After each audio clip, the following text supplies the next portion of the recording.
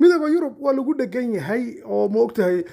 madaxa sare ee u hadla moogtahay arrimaha dibadda Joseph Borrell ayaa lagu dhagan yahay oo Ethiopia way ku dhagsantahay wadamada kale caalamka aad baa loo cambaareynaya ninkaasi hadal uu habeen dhaweytay ku hadlay oo uu sheegay in ay Yurub barwaaqo samaysatay iyo beero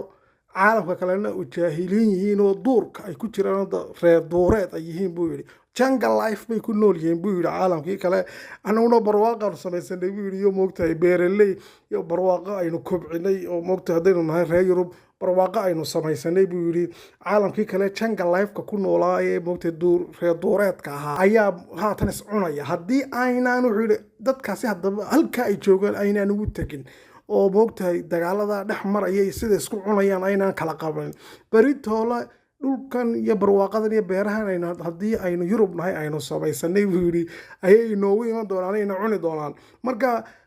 caalamka kale is cunaya waa in aynu ka hortagnaa oo duurkooga ku joojinaa oo aynu kala dhex galnaa buu yiri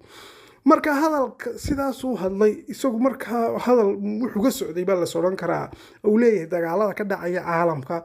in ay hadaynu Yurub nahay wax ka qabano weeyaan oo marka ay door muhiim ah xalinteeda ka qaadano hadii kale hadii aynu nimcadan aynu haysano oo aynu ku mashquulnay buu yiri inagu isku mashquulno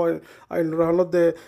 raha ku jira xareed aynu hano deeda iska gurdo hadhow talo wala inoogu imaan dadka soo qaxay baa imani hadalku malaha saas u jeeday baa horta la isleeyahay laakiin se dhinacii uu yiri ba haatan loo qaatayo dadkii caalamku wuxuu ku sheegay duurjoog Yurubna barwaaqay samaysatay beeraley cunsuri baa lagu tilmaamay markaasi dawlado badan baa haatan ku dhagan oo caalamka dhaleecaynaya in ay ninkaasi uu sheegay bay yiraahdeen siyaasadda u qarsoon midowga Yurub ee reer Yurub oo ah cunsurinimada iyo inta caalamku xoogii soo dhaceen bay yiraahdeen sida imika moogtahay Ethiopia oo kale waxa ka hadlay Ridwan Hussein oo aad u dhaleeceeyay oo sida lahaa moogtahay inta caalamkii Afrika oo dhan khayraadka uga xadeen oo gurateen buu yiri oo halka barwaaqo ka saysateen bad caalamkii kala caayaysan idinkoo leeyahay ogyahay tuuganimada iyo waxyaabaha samaysan